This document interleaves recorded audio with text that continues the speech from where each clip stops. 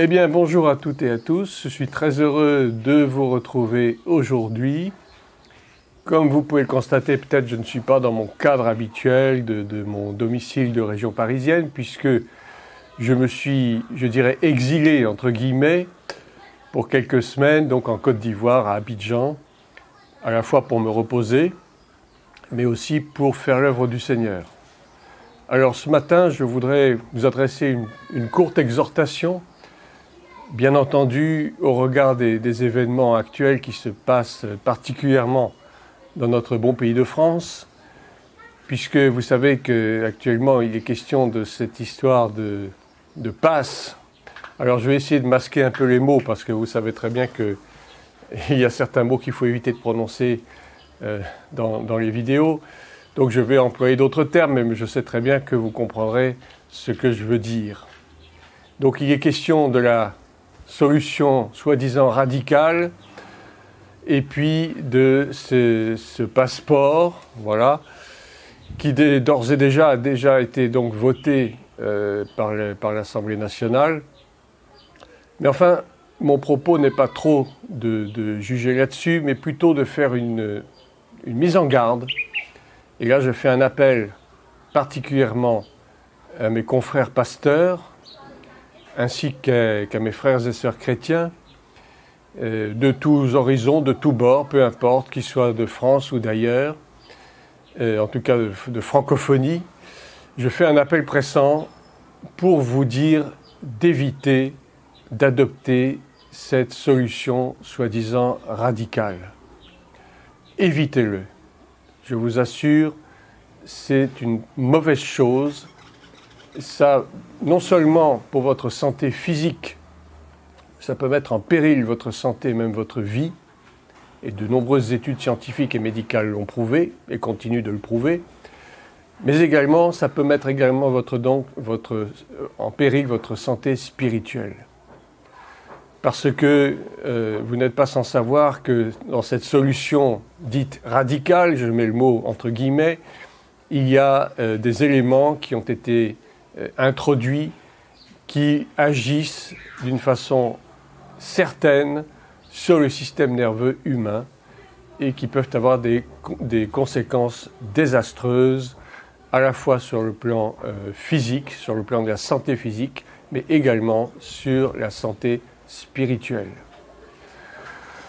Alors je voudrais un petit peu, pour compléter cette exhortation, vous parler de l'histoire des disciples d'Emmaüs, une histoire que tout le monde connaît normalement, qui se trouve donc dans le chapitre de Luc, au chapitre 24 de l'évangile de Luc. Je ne vais pas vous le lire parce que c'est très long, mais faire un tout petit résumé, et surtout je voudrais m'attacher sur le verset 29, qui me paraît assez crucial concernant donc les temps que nous vivons en ce moment.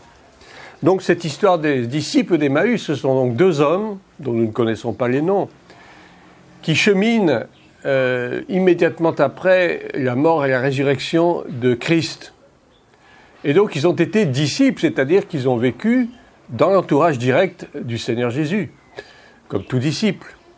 Or, il se trouve que ces deux hommes, en cheminant, se posent des questions pour savoir ce qu'il est advenu de ce Jésus, ce grand prophète, cet homme qui a eu, une renommée certaine pendant son ministère. Et au verset 21, ils disent « Nous espérions que ce serait lui qui délivrerait Israël. Mais avec tout cela, voilà, le troisième jour que ces choses se sont passées. » Donc en fait, ces hommes doutent littéralement de ce que ce Jésus est advenu. En fait, on peut dire tout simplement, ils n'ont pas la foi dans le fait que Jésus est ressuscité. Et pourtant, il avait annoncé sa mort et sa résurrection, mais en tant que disciples, on est tout de même étonné de constater que ces hommes font montre d'une certaine incrédulité par rapport justement à la résurrection de Christ, puisqu'ils se demandent même qu'est-ce qui est advenu de cet homme que nous avons connu, ce grand prophète qui a fait de nombreux miracles, de nombreux prodiges, qui nous a enseigné pendant des mois et des mois. Et en fait, on est dans le doute absolu, on ne sait pas ce qui est devenu de cet homme.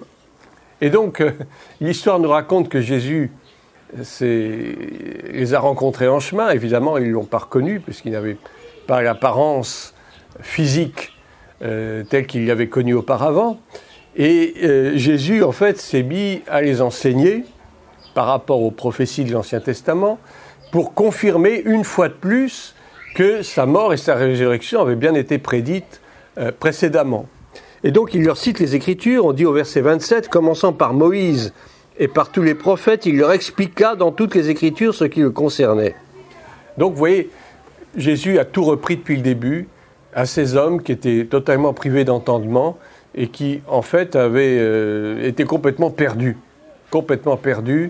se demandant si vraiment ce Christ, ce Jésus que nous avons connu, qu'est-ce qui est advenu de lui? On n'en sait rien, on ne comprend pas ce qui s'est passé. Et en fait, l'histoire nous dit que c'est à la suite d'avoir rompu le pain qu'ils l'ont reconnu. Qu'en fait, leur cœur s'est ouvert. Au verset 30, pendant qu'il était à table avec eux, il prit le pain et après avoir rendu grâce, il le rompit, le leur donna. N'est-ce pas? C'est exactement la redite, si je puis dire, si je puis m'exprimer ainsi, de ce qui s'est passé au soir de la Passion, donc le jour précédent, le jour où il a été livré, le soir même où il a été livré d'ailleurs. Et il y a ce que nous appelons la Sainte Seine aujourd'hui dans nos assemblées. Et en fait, c'est le dernier repas, c'est le repas précédant la Pâque que Jésus a pris donc avec ses disciples. Voilà, son dernier repas avant de disparaître de ce monde. Et donc c'est à ce moment-là qu'on dit que leurs yeux s'ouvrirent et ils le reconnurent, mais il disparut devant eux. Voilà, donc il y a eu ce repas que Jésus a refait devant eux pour leur prouver que c'était bien de lui qu'il s'agissait. Mais jusqu'à présent, leur cœur était endurci, leur cœur était fermé, puisqu'il leur dit même « Ô homme sans intelligence et dont le cœur est lent à croire tout ce qu'ont dit les prophètes ». Et c'est un peu le problème déjà d'Israël. Israël, aujourd'hui, ne reconnaît toujours pas le Christ comme en tant que Messie. Et pourtant, ils ont été les premiers à connaître les prophéties de l'Ancien Testament. Les psaumes, et tous les prophètes, à commencer par Ésaïe, et tous les autres d'ailleurs, Ézéchiel, Jérémie, tout cela, Michée même, qui avait annoncé la naissance de Jésus à Bethléem. Donc le peuple israélien, le peuple juif a été le premier à connaître les prophéties concernant le Christ. Et pourtant, au jour d'aujourd'hui, encore la grande majorité d'entre eux ne croient toujours pas que Christ est le Sauveur et le Messie. Et je dirais, malheureusement, c'est un peu le cas de beaucoup de chrétiens aujourd'hui. Beaucoup de chrétiens aujourd'hui doutent encore de l'existence de Christ en tant que Messie, mort et ressuscité. Et je dirais, ils sont dans un état léthargique, un état de sommeil, qui fait que leur cœur se ferme au regard précisément des événements qui agitent ce monde. Et je peux dire que malheureusement, à cause de ce qui se passe, à cause de cette maladie qui a parcouru le monde entier, là encore j'évite le nom, eh bien beaucoup de chrétiens se sont refroidis, beaucoup de chrétiens ont rétrogradé au regard des événements parce qu'ils se sont dit mais qu'est-ce qui nous arrive, on ne comprend pas, on nous interdit d'aller au culte, on nous enferme chez nous et malheureusement cela a eu un impact très défavorable sur la vie spirituelle de beaucoup de chrétiens. Et donc ces chrétiens-là se sont retrouvés exactement dans le cas de ces deux disciples d'Emmaüs. Ils ont connu la vérité, ils ont connu les Écritures, on les a enseignées. Beaucoup d'entre eux sont même nés de nouveau, je dirais. Mais malheureusement, à cause des circonstances, à cause de ce que le monde présente comme événement, eh bien, le cœur de ces gens s'est refroidi. Je voudrais terminer avec le verset 29. Oui, je ne prends pas les versets dans l'ordre forcément, mais je voulais terminer avec ça parce que c'est ce qui me paraît le plus important qui ressort de ce texte. Le verset 29 nous dit ceci: « Mais ils le pressèrent en disant « Reste avec nous, car le soir approche, le jour est sur son déclin. » Et il entra pour rester avec eux. Ce verset m'a beaucoup interpellé, j'ai beaucoup réfléchi dessus. On voit que ces hommes, finalement, après avoir écouté, en fait, j'allais dire, cette redite de l'enseignement des prophètes que Jésus leur a faite, eh bien, finalement, il y a quelque chose en eux qui brûle, puisqu'on dit même que leur cœur brûlait. Leur cœur brûlait. Il y a quelque chose qui s'est produit à ce moment-là, le Saint-Esprit, qui n'avait pas encore été répandu, puisque la Pentecôte n'interviendra qu'après, eh bien, quand même, l'Esprit de Dieu a touché leur cœur de façon à ce que leurs yeux finissent par s'ouvrir petit à petit. Et donc, du coup, ils vont le presser. Ils vont dire, mais reste avec nous. Finalement, on a besoin de toi. Reste avec nous, ne nous abandonne pas, parce que nous sentons qu'il y a quelque chose que tu veux nous dire, que tu veux nous révéler, et sur lequel probablement nous avons été aveugles jusqu'à présent.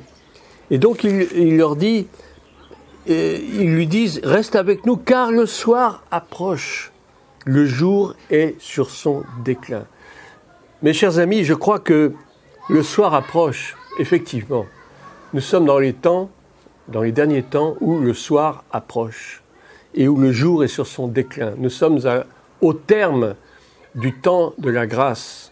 Nous sommes au terme des 2000 ans de grâce accordés à l'Église. Le jour est sur son déclin. Le jour est en train de se terminer et la nuit approche. Et Jésus, dans un autre passage de l'Évangile, disait qu'il faut faire les œuvres tant qu'il fait jour, parce qu'après, la nuit vient et l'on ne peut plus travailler. C'était à l'occasion de la résurrection de Lazare.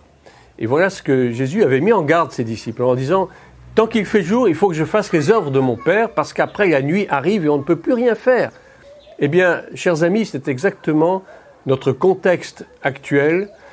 Nous sommes dans le déclin du jour. Et tant que le jour n'a pas complètement disparu, tant que la nuit n'est pas encore tombée, eh bien, il faut nous presser d'accomplir l'œuvre de Dieu jusqu'à son terme. Et je crois que Dieu va nous accorder un temps de grâce. Je ne sais pas combien de temps ça durera, peut-être quelques mois, je ne sais pas, peut-être quelques années, je ne sais pas non plus, jusqu'au jour où la trompette sonnera pour l'enlèvement. Mais en attendant, nous avons beaucoup de travail à accomplir pour que des hommes et des femmes de toute nation puissent encore être sauvés. Parce que je vous assure, il y a encore des millions d'âmes qui ne connaissent pas le Seigneur Jésus-Christ et qui ont besoin d'entendre la vérité de l'Évangile. Donc, nous sommes sur le déclin du jour.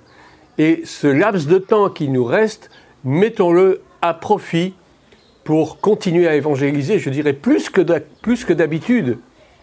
Si nous évangélisions d'une certaine façon auparavant, il nous faut peut-être changer notre façon d'évangéliser. Il nous faut absolument aller vers les perdus. Il y a des gens partout qui souffrent, des gens qui se posent des questions à propos de ce qui se passe dans le monde, qui est complètement bouleversant, qui est complètement, j'allais dire, hors de sens. Nos politiciens prennent des décisions hors de sens. Je ne vais pas trop m'étendre là-dessus, mais vous comprenez parfaitement ce que je veux dire. Et il est plus que temps de montrer qu'il y a ce Dieu puissant qui règne et que Jésus-Christ n'est pas venu pour rien, il est venu pour sauver les pécheurs. Donc je vais conclure avec cela en vous disant, ne vous laissez pas troubler par quoi que ce soit. Quoi qu'il arrive, quoi qu'on vous dise, quoi que vous entendiez, que ce soit dans les médias, que ce soit n'importe où ailleurs, ne vous laissez pas attraper par ces choses, ne vous laissez pas séduire par quoi que ce soit. Et cette solution soi-disant radicale qu'on vous propose, ne l'acceptez pas, je vous en conjure. Je vous en conjure, il en va de votre santé physique et de votre santé spirituelle. Et je redis encore à vous, pasteurs, vous qui peut-être avez prôné à un moment ou à un autre cette solution radicale, ne le faites pas. Ne le faites pas et n'encouragez pas vos fidèles à le faire. Ce serait vraiment, j'allais dire, ce serait une faute grave devant Dieu que de le faire. Voilà, je vais terminer pour aujourd'hui cette exhortation.